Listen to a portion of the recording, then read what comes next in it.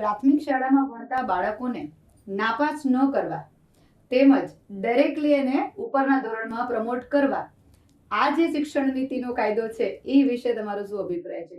શું બાળકો પાસ થવા જોઈએ લીગલી કે પછી એને ફક્ત પ્રમોટ કરવાના બેઝ પર એને આગળના વર્ગમાં ધકેલવા જોઈએ? કેટલાક એવા બનાવો બનતા હોય કે જેના કારણે ગુજરાત સરકાર દ્વારા કે શિક્ષણ વિભાગ દ્વારા નિયમોને છે ફેરફાર કરવા પડતા હોય છે કે અમુક ઉંમર થાય એટલે બાળકને મનમાં એવું થતું હોય છે જો નપાસ થાય તો આગળનો અભ્યાસક્રમ છે એ બાળક છોડી દેતો હોય છે. અને છોડવાના કારણે બાળક જે છે એને જે જીવનની અંદર અપનાવવાનું છે કે શીખવાનું છે કે એને પગભર થવાનું છે એ ત્યાંથી એ લુપ્ત થઈ જાય છે. અને બાળક જે શીખવાની ગતિ જે છે એનાથી વિરુદ્ધ દિશામાં જતું હોય છે. અને ક્યારેક એવા બનાવો પણ બનતા હોય છે કે બાળકને જે કરવાનું હતું એનો પરિવાર એના માતા પિતા જે છે એને પણ એમ થાય કે મારું બાળક ક્યાં હતું ને ક્યાં પહોંચી ગયું અને એને પણ બહાર નીકળવું હોય તો એવા વિચાર કરવા પડે કે હું આ લોકોને મારું મોં કઈ રીતે બતાવીશ. આવા બનાવ બનતા હોય છે. એટલા માટે અત્યારના સમય પ્રમાણે કે બાળકની વય કક્ષા પ્રમાણે એનું એડમિશન અને વય કક્ષા પ્રમાણે એ બાળકને ઉંમરની સાથે કેટલીક વસ્તુ એવી હોય છે કે ભાઈ એને ભણવામાં રસ નથી પણ કેટલીક વસ્તુઓ એ બાળક સમજે છે જાણે છે એના આધારે એ બાળકને પાસ કરવામાં આવે છે. દાખલા તરીકે જોઈએ કે બાળકને પૂછે તો આ કલર કયો છે તો નાનું બાળક હશે કલરના નામ બોલવાનું છે, એના મમ્મી પપ્પાના નામ બોલવાનું છે. તો એ બાળક બીજાના ઘરે નથી જતું રહેતું.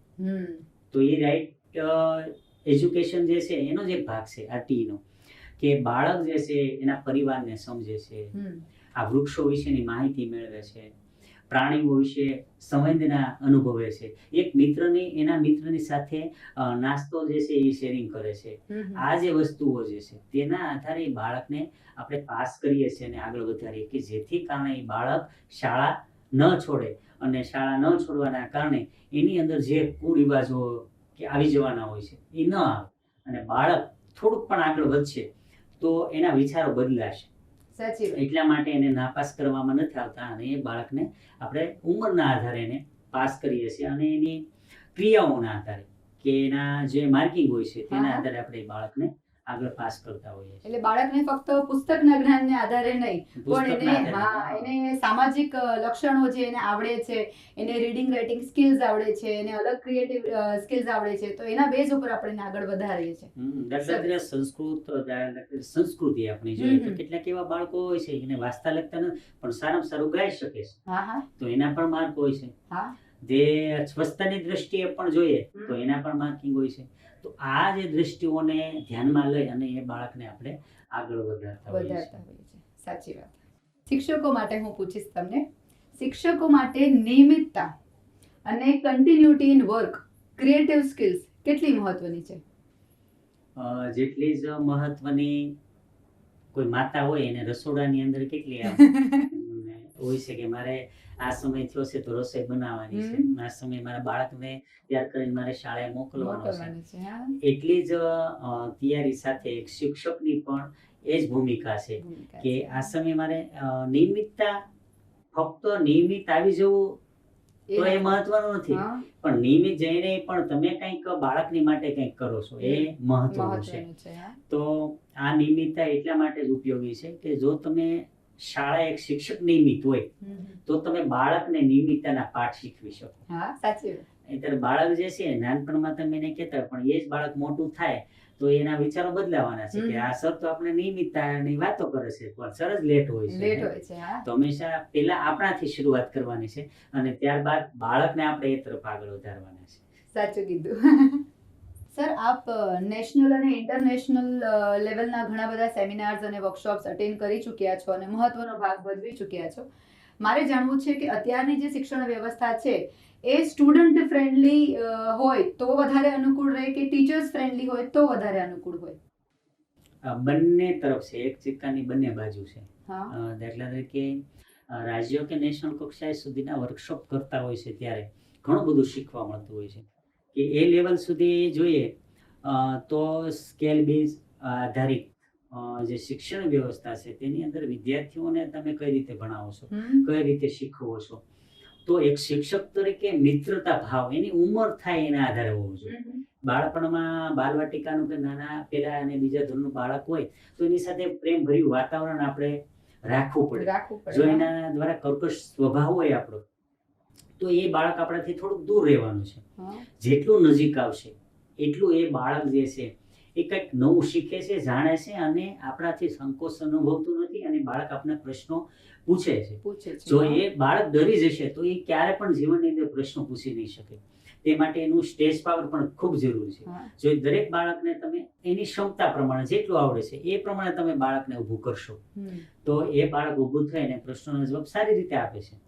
તો એક મિત્રતાના ભાવ સાથે તમે જો વર્ગખંડની અંદર એક વિદ્યાર્થીની સાથે સારો સ્વભાવ રાખો એ પણ જરૂરી છે કે જેથી બાળકને પ્રેમપૂર્વક જે છે બોલાવવો જોઈએ. કોઈ પણ બાળક હોય, કેટલાક એવા પણ બાળકો હોય કે ભાઈ આપણે એમ કહેતા કે ખૂબ તોફાન કરે છે, તો એવા બાળકોને છે એવી ક્રિએટિવિટી સાથે જોડી આપો કે જેથી એ બાળક જે છે એ તોફાન અટકી જાય છે એને અને એ બાળક એ પ્રવૃત્તિની સાથે જોડાઈ જાય છે.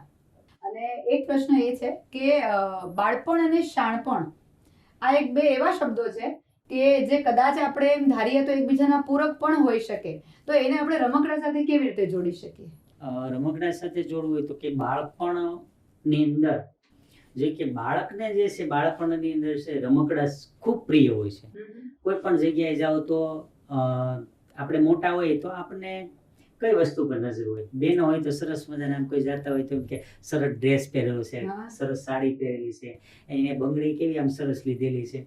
તો બાળક જે છે એની નજર ક્યાં હોય છે? એને કોઈ એવા કપડાનો મોહ નથી હોતો, પણ એને તો એવું છે કે રમકડું મારે લેવું છે. એને પપ્પા કે મમ્મી સાથે હોય તો એને પણ એ જ કે મારે આ રમકડું, મોંઘું રમકડું હશે તો પણ બાળકની જીદ કેવી હશે? એ રમકડા પ્રત્યે છે. કોઈ બીજા કપડા કે ચપ્પલ કે બૂટ એના પ્રત્યે હોતી નથી. એટલા માટે બાળકને હંમેશા માટે આજીવન રમકડું પ્રિય હોય છે. જો અત્યારે કોઈ મોટા વ્યક્તિઓને પણ રમકડું આપ્યું હોય તો બે ઘડી બાળકની સાથે એ પણ રમવા લાગે છે અને એ પણ રમી લે છે. ત્યારે એ બાળકમાં ખોવાઈ જાય છે, એનું બાળપણ આવી જાય છે. તો બાળક પોતાને જ્યારે રમકડાની સાથે રમતું હોય છે ત્યારે એ રમકડાની સાથે એટલું બધું ઓતપ્રોત થઈ જાય કે બાજુમાં શું થાય છે, કેવો અવાજ થાય છે, તમારે રસોઈની અંદર સીટી વાગતી હશે તો પણ એ સીટીમાં ધ્યાન નહીં હોય, પણ એ બાળક જે મોટર કે કોઈ પણ કાર કે જો બાઇસિકલ ચલાવતું હશે તો એનું ધ્યાન ત્યાં હશે. તો એ બાળક તેની અંદર ઓતપ્રોત થઈ જાય છે અને સાથે રમતું રહે છે અને એના દ્વારા શારીરિક અને માનસિક બાળકનો વિકાસ થાય છે. જે આપણે શીખવાનું છે, જે ઝડપી ગતિએ એ સ્લો લર્નર ક્યારે થઈ જાય છે? તો વારંવાર બાળકને આપણે કોઈ પ્રવૃત્તિ સાથે જોડતા નથી, કોઈ રમતની સાથે નથી જોડતા, એટલે એનું બાળકનું બાળપણ જે છે એ છીનવાઈ જતું છે. સવારથી સાંજ સુધીના બાળક જે થાકેલું હોય પણ ફક્ત એને 30 મિનિટ કે 20 મિનિટ ન મળે તો બાળક શું કરવાનું છે? તો બાળકને રમકડાનું મહત્વ એની બાળકની વય કક્ષા કેવી છે, એની રમતની છે, એને રમવાના દિવસો છે અને રમવાની સાથે સાથે ભણવાના દિવસો છે. તો આપણે એક શિક્ષક તરીકે કે એક વાલી તરીકે આપણે એવું પણ ધ્યાન રાખવું જોઈએ કે મારું આ બાળક છે ને કેટલો સમય હું રમવા માટે આપું કે કેટલા સમય સુધી હું એને ભણાવું. તો એ વસ્તુ છે. તમે આખો દિવસ એને બાળકને ભણાવું કરો છો તો એ બાળકને યાદ પણ રહેતું નથી અને એ બાળકનો પ્રોગ્રેસ જે છે અટકી જતો હોય છે.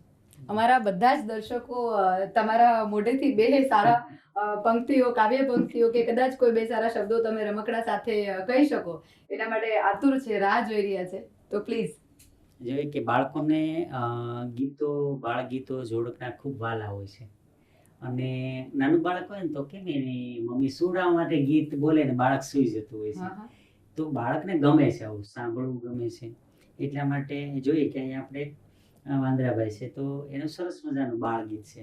જોઈએ એ વડલા ડાળે વાંદરા ટોળી કરતી હુંફાવું, એ વડલા ડાળે વાંદરા ટોળી કરતી હુંફાવું, જાનો માનો જોયા કરું થઈને છુપાછુપ, જાનો માનો જોયા કરું થઈને છુપાછુપ, એ વડલા ડાળે વાંદરા ટોળી કરતી હુંફાવું. સરસ સરસ, ખૂબ સરસ, ખૂબ મજા આવી અને ખરેખર તમને મળીને પણ ખૂબ આનંદ થયો અને તમારા જે પણ પ્રતિભાવ હતા, જે પણ પ્રશ્નોના જવાબ તમે જે રીતે આપ્યા એ ખરેખર બહુ અસરકારક હતા અને આજે અમારા દર્શકોને પણ ઘણા બધા પ્રશ્નોના જવાબ મળ્યા હશે. આમ તો તમને બધા જ રઘુ રમકડું તરીકે ઓળખે છે. કદાચ હું એવો પ્રશ્ન પૂછતા ભૂલી ગઈ છું, પણ તમને રમકડું શા માટે કહેવામાં આવે છે? જોઈએ કે મેં તમને ઘણા બધા પ્રશ્નોની અંદર જોયું કે બાળકને પ્રિય રમકડું હોય છે. તો શાળાના ગેટની અંદર એન્ટર થાવ અને બાળકને એમ થાય કે આપણે રમવા માટેનું હવે રમકડું આવી ગયું. ઘરે એને રમકડું મળે ને રમવામાં જેટલી ખુશી હોય છે એવી જ ખુશી બાળકો મારા પ્રત્યે રાખે છે કે હવે આપણા પ્રિય શિક્ષક આવી ગયા.